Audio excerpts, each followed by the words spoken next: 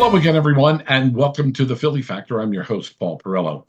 Well, we know a lot about Philadelphia history. We also know that Philadelphia is a city of many neighborhoods, and we try to highlight different neighborhoods, different sections of the city. And we've had many shows about Old City Philadelphia, but there is one section of Old City that really is special for so many reasons. We are joined by Liz Welsh, who is the president of the board of directors of the Elfreth's Alley Association. Liz, thanks so much for being with us. Happy to be here. Thank you. Elfreth's Alley is 300 years of history on one residential street. I, being a native Philadelphian, will be the first to admit that, number one, I don't know the exact location of Elfreth's Alley. Please say you're not going to leave the interview at this point. No. And number two, not where is it located, but the historical significance of Elfreth's Alley. Yeah, so we are in sort of the northeast corner of Old City. So we're very close to Race Street Pier. We are in between Second and Front, and then we're a little half block running east-west in between Race and Arch. So really just tucked in here really nicely.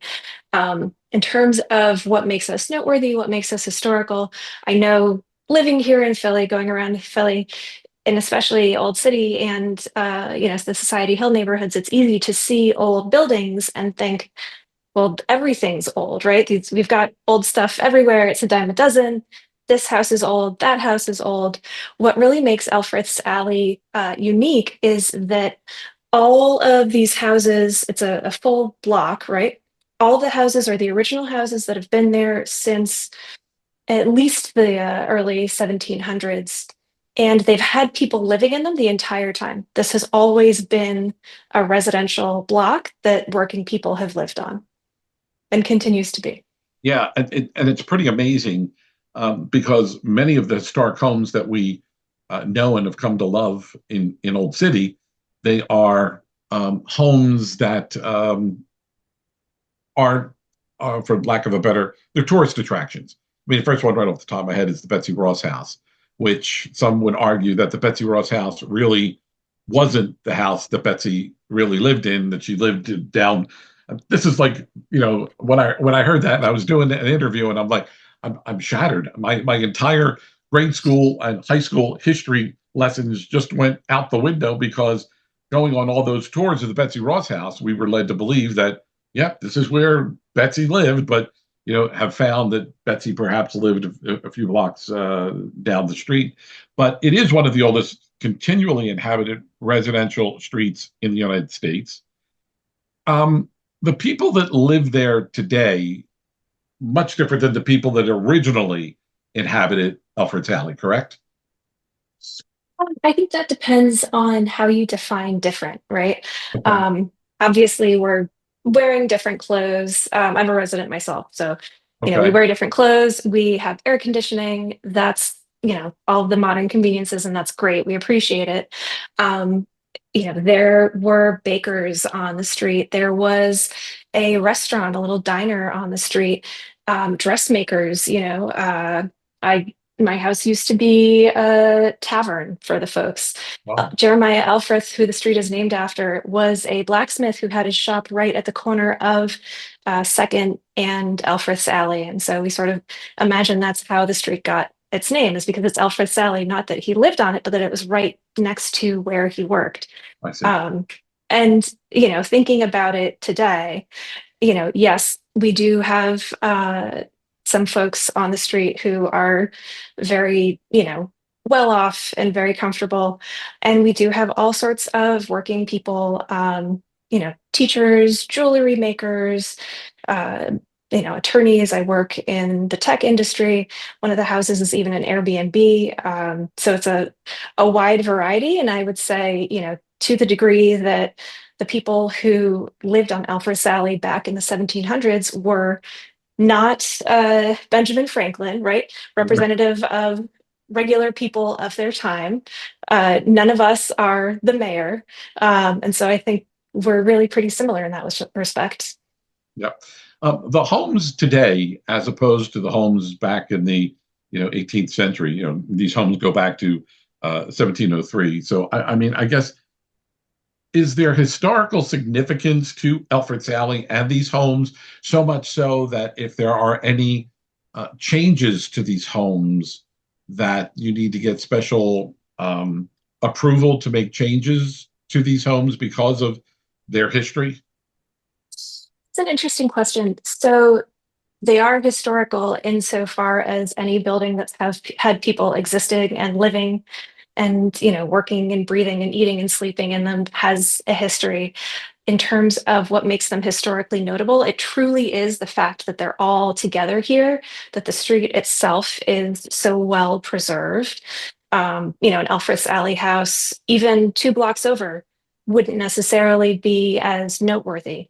Mhm. It's the fact that we're all together, that the street itself is still intact, that makes us so special.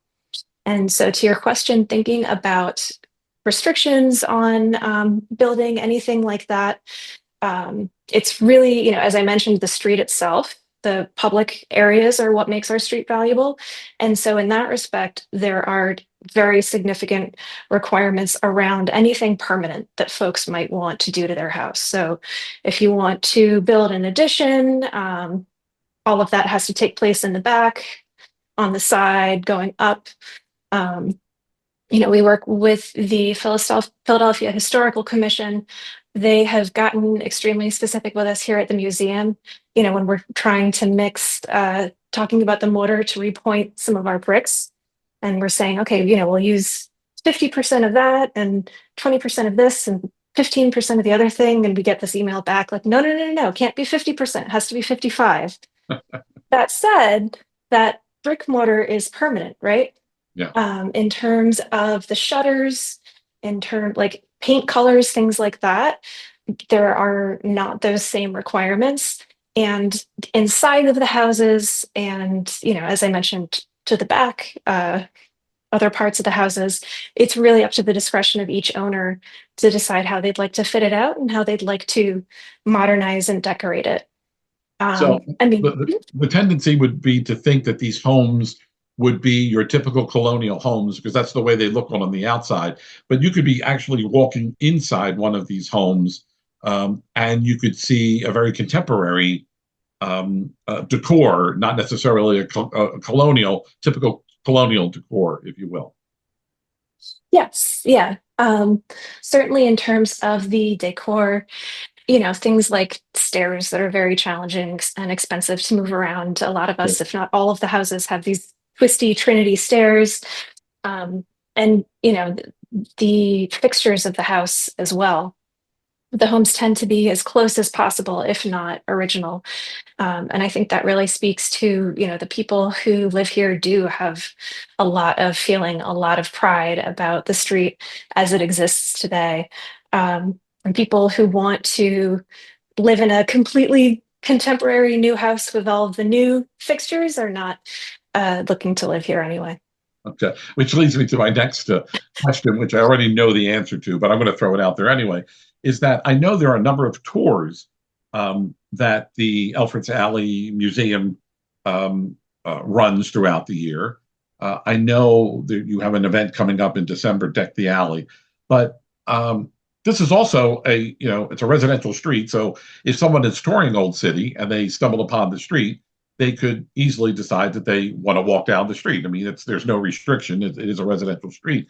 So, part of me would say, like, well, I'm a homeowner. I'm living here. I love my home, but I don't necessarily love the foot traffic that comes with it. Now, I think I know the answer to that. If you don't like it that much, then you perhaps might want to put your house up for sale and move somewhere else. I mean, the people that live there are there because they want to be there, not that they're necessarily looking for their privacy, that they don't want to be on a touristy type of street or location, correct? Yes, and I'll also remind you that there's a lot of different ways to be busy, right? In terms of thinking about streets and street traffic. I used to live, in South Philly, right on Broad Street, right at a subway stop with, the bus coming and going there, the taxis. A few years ago, I was lucky enough to have the Eagles parade go right by my house. And in terms of the people that I see around and the busyness, here it's not so different from what I saw down there. It's just different people because we obviously get so many more tourists here. Right. Um, Tell me a little bit about the Elfreth's Alley Museum, because if people are, whether they're seeing this and they're a native of Philadelphia or they're a tourist and they want to learn more about Elfreth's Alley, there is a museum that is pretty much dedicated to the history of this residential street in Old City. Correct? Tell me about the museum. Yes, that's exactly right. Thank you. The Elfreth Alley Museum is operated and owned by the Elfreth Alley Association, which is a 501(c)(3) nonprofit that exists to preserve and protect the Elfreth Alley neighborhood, as well as really enthusiastically share this history and ongoing history of working Philadelphians here. As a nonprofit association, definitely not a homeowners association. Just want to be clear about that. As a nonprofit association, we own two of the homes on the alley, and the two homes that we own are really our the only houses on the alley that are open to the public on a regular basis because they're the only ones that are not privately owned, right? Mhm. And so 124 and 126 Alfred Sally are our museum houses. 126 is much more set up to reflect a few different families who had lived in the house at various times. A mantua maker earlier in like the 1700s, as well as a German family, later in the 1800s. We've got a beautiful garden courtyard that I think is one of Philadelphia's truly hidden treasures. Um, and then our other house, we have some exhibition space and our gift shop, and then our offices and storage and everything is upstairs. We are still a small but mighty, very enthusiastic museum, and we need our space to do our work. Sure. Any of the homeowners that are on Elfreth's Alley today, do they have any connection? I mean, the house that they're living in, a connection to those folks that lived there back in the 1700s, 1800s? I mean, or are these people like yourself that moved from one part of town to Alfred's Alley? I mean, are there any people there that have those family ties to previous owners of the homes there? That's a great question. So, at least in the current moment, there are no homes that I'm aware of. None of the houses are being lived in by someone who's a descendant. So far as I'm aware, none of the houses have been owned and passed down, for example, by anyone who had lived in the alley previously. I want to say it was maybe the 1950s was the last of that. That said, there are certainly still descendants of Jeremiah Elfreths in the area. We have a former board member who was also descended from folks who lived on the alley. Mhm. And, you know, a fun thing about the fact that we are continuously inhabited is folks will sometimes revisit the museum, revisit the alley after having a friend who lived here 20 years ago or having perhaps grown up on the street themselves, 50 years ago. And so there is that ongoing story, and certainly it's always possible for someone who does have those ties to decide to reestablish themselves here. Yeah, there are. It's documented that 280,000 visitors pay a visit to Elfreth's Alley from around the world each year. That's a lot of people coming, coming through the neighborhood. The other thing too is just seeing pictures of Elfreth's Alley. Um, uh, do people own cars there? Because I don't see, I don't see on-street parking, and I don't see garages per se. I suspect, again, if you want to live here, you know what you're getting yourself into. Is that, oh yeah, I would really love to live on Elfreth's Alley, but I can't.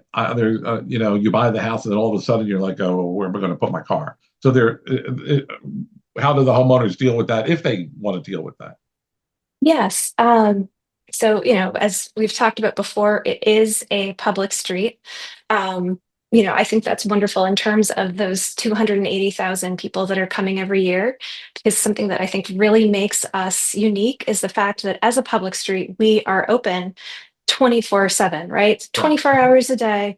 Uh, 365 days a year, perhaps 363, because there are 2 days that we block off the street for our two big fundraisers. Um, but I love that accessibility, and I think that makes us really special. So, since it is a public street, the residents who do have cars, it is actually a through street for traffic. Wow. It's not the funnest, easiest street to drive down. There's um, cobblestones, there's bollards, it's very narrow, but it absolutely is possible. So, in terms of daily life for residents, if we are going away or coming back from the weekend, dropping off groceries, things like that, we can drive right up to the house, which is extremely convenient. And then in terms of parking, I think, folks who live in other areas of Philadelphia will probably find it actually surprisingly similar, that we can opt to go for the Old City neighborhood parking permit. We can take our chances, or you can rent in one of the lots in the area. Yeah.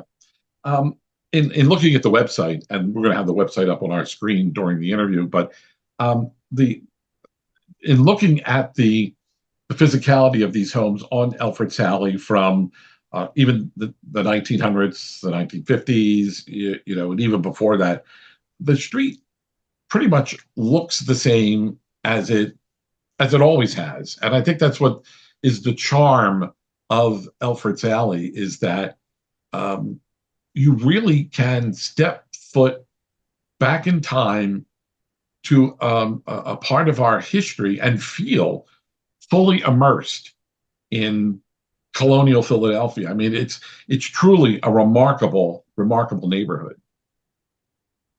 Yeah, absolutely.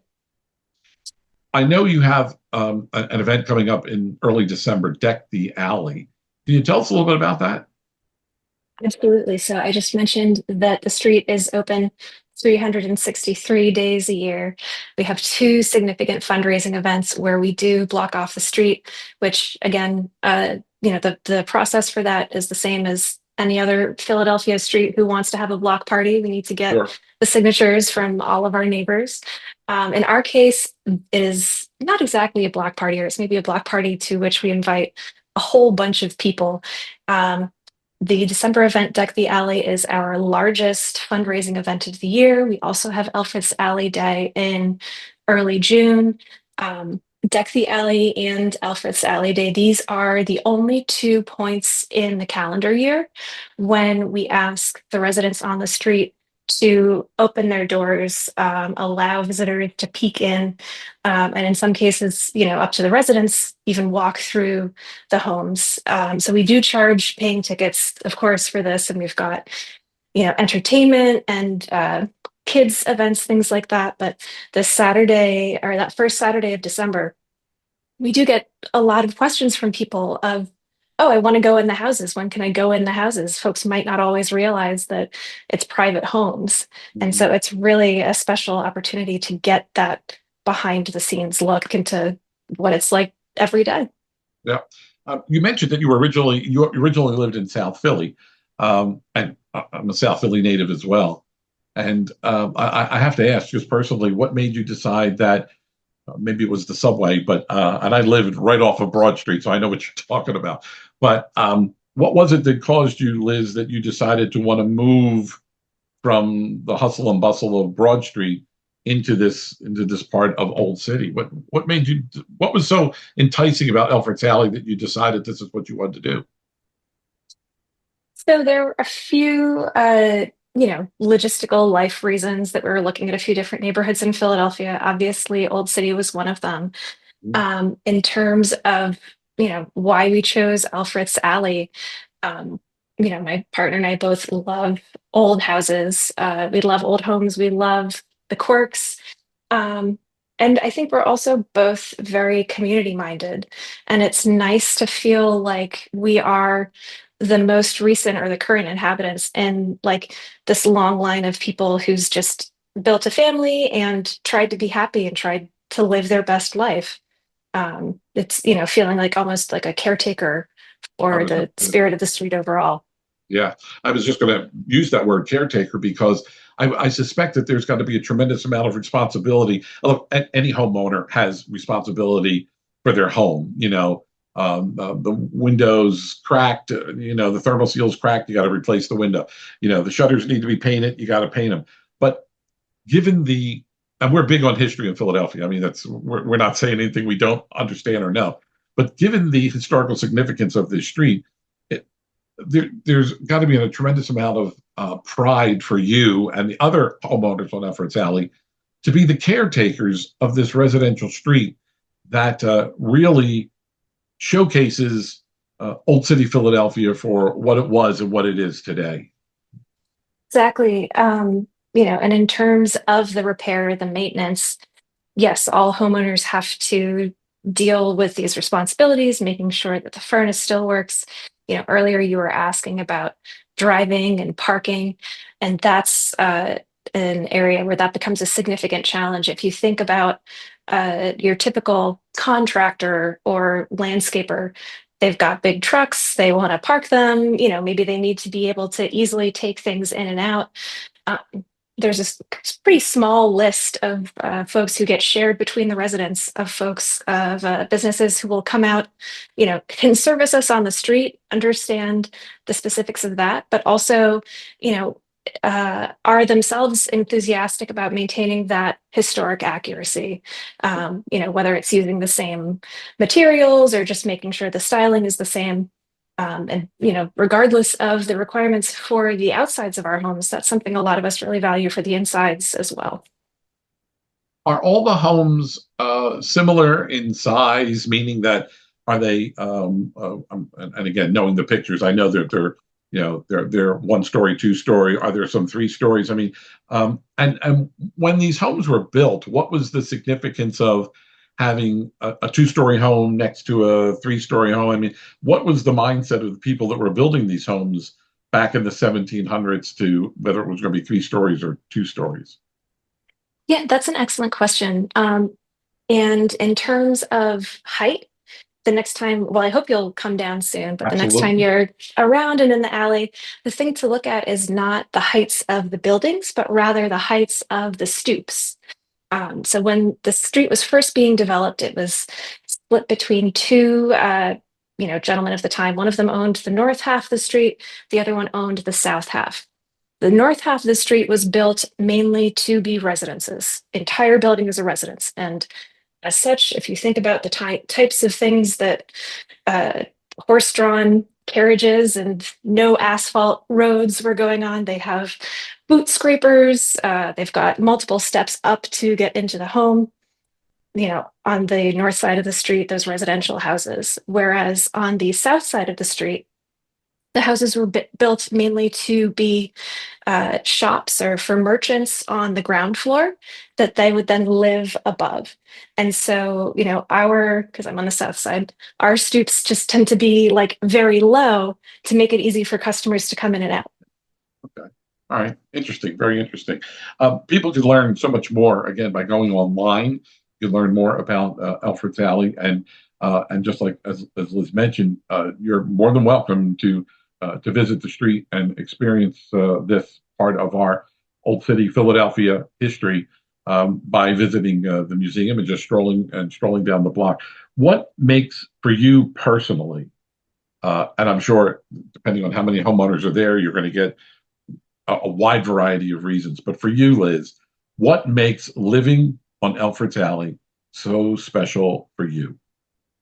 I thinking about what makes living here so special for me, really just the experience of being able to sit on my stoop this morning and have coffee, and I had neighbors who walked by and people speaking French. And meanwhile, there's this beautiful weather. It's a lovely morning. Okay. Um, the beautiful sunshine. It's a really special and unique experience. Folks can get a taste of that just walking down the street. But those of us who live here are very, very lucky to get that and to feel that richness every time we walk out the door.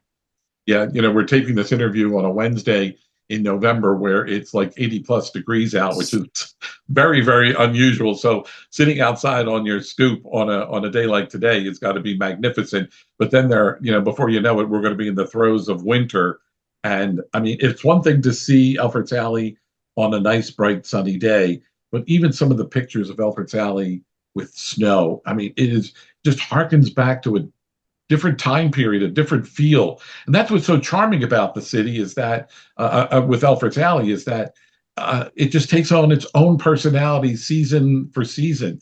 And as we get into the winter months and we get into snow, I mean the neighborhood will be soon decorated for the holidays. And what a charming time that people can visit. And it's a remarkable neighborhood, one of Philadelphia's best kept secrets. I really have to say. I've read a lot about it, but I'm glad. And you know what? I probably have passed in driving into Old City. I think a lot of people have probably passed and Yeah. don't know what they're passing. And I hope now we can shed some light and get. I don't want to increase that 280,000 visitors a year from around the world traipsing through the neighborhood, but Yeah. hopefully we get some people in there to visit the neighborhood as well as stop by and visit the museum. Yes, please. In terms of the folks that I encounter in my everyday life out and about here, living and working in Philadelphia, when I tell people where I live, I tend to get three reactions, right? If someone is a big history nerd, history buff, they get really excited. They have lots of questions. They want to know all about what it's like, right? For folks who, that's not their thing so much, they're like, how do you spell that? How do you pronounce it? Very confusing. And then there are the folks who are like, oh, yeah, I think I went on a field trip there in the fifth grade. And, to everyone, as Paul's pointed out, we've got a lot of online resources. We're having at least two events a month in our open season. There are so many stories here, and we invite everyone to come back and experience it again and again, well past the fifth grade. All right, Liz, I appreciate your time. This was a fascinating half hour, and thanks so much for being with us. And hopefully, I'll bump into you down there one day. Sounds good. Thank you, Paul. All right, Liz Welsh with us. And if you want more information, there's the website on our screen. You could visit Alfred's Alley. And until the next time, ladies and gentlemen, thanks so much for being with us here on the Philly Factor. I'm your host, Paul Perrello.